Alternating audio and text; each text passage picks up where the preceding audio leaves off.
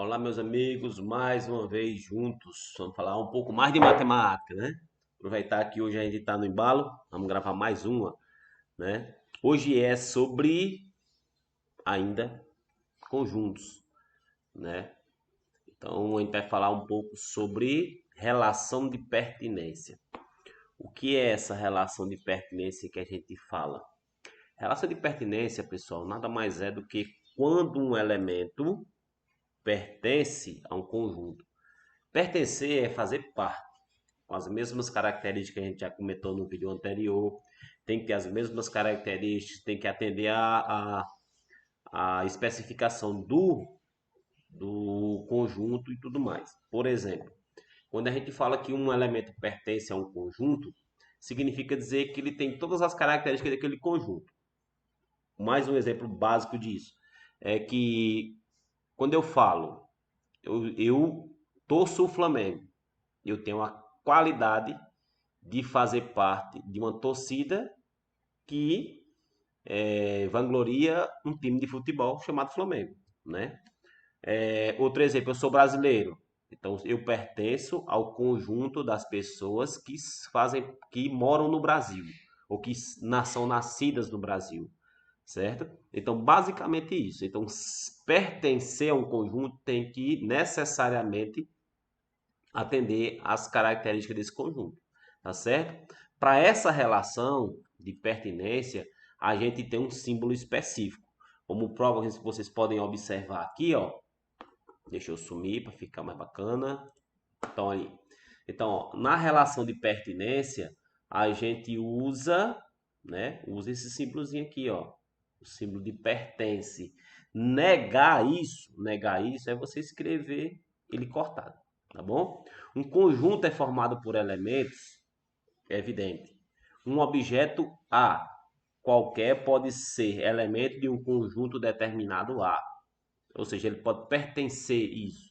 Quando ele está dentro desse conjunto, a gente diz que esse elemento A pertence ao conjunto A, ou pertence a A, tá bom? Caso contrário, a gente nega, como eu acabei de dizer a vocês, a gente diz que ele não pertence ao conjunto, tudo bem? Quando é que ele não pertence? Quando ele não admite as características para fazer parte desse conjunto, tudo bem? Então, ó, continuando.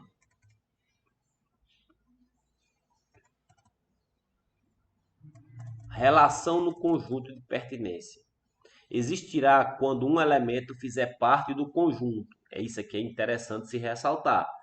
Essa relação de pertinência, pessoal, ela só funciona mediante elemento conjunto, tá certo? A relação só é válida se for em relação a conjunto, é elemento conjunto, tá certo? Usando para indicar essa relação o símbolo de pertence ou não pertence para indicar a negação.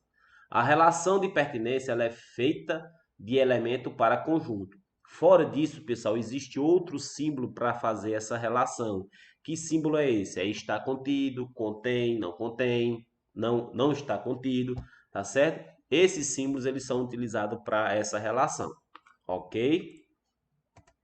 E essa relação de pertinência ela funciona de forma bem tranquila, como vocês estão vendo. Então não tem segredo não. Um elemento só faz parte de um conjunto se ele tiver as mesmas características dos outros elementos daquele conjunto que ele vai pertencer, tá certo? Então olha só, a pertinência, a relação entre elementos de conjunto, denotada pelo símbolo pertence e sua negação por não pertencer, claro. Assim, por exemplo, se A é o conjunto das cores da bandeira do Brasil, designadas por V de verde, A de amarelo, Z azul e B branco, podemos falar que V, A, Z e B são elementos de A, o qual pode ser representado colocando-os entre chave, como segue. Então a gente coloca ele na forma de listagem, tá certo?